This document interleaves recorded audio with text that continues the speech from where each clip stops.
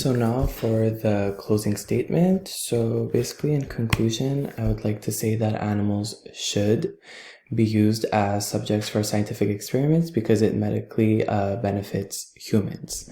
So now for the 4 points that I have previously mentioned, I would like to say that animals and humans have similar anatomies. They have a lot of organs that are very similar, and basically the body structure is also similar most of the time. So it'll be much easier for scientists and doctors to properly analyze them.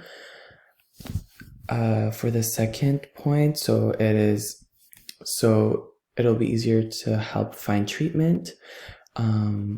It can be treatment for anything such as diseases, any kind of pathologies, such as, let's say, hepatitis.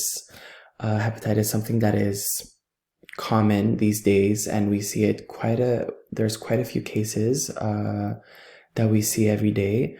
Also help find vaccines. So basically, there's COVID now, so we can't just randomly give vaccines without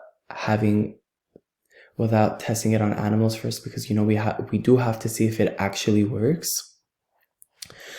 And for the fourth point, well, we have a better understanding of diseases because the diseases such as like I mentioned, hepatitis, there's diabetes, Ebola, and there's a good amount. It'll help us find, because a lot of diseases animals have, we share a lot of the same diseases with animals. So if we can find what's wrong with the animal, then it'll be much easier to find what's wrong with us. Thank you for listening.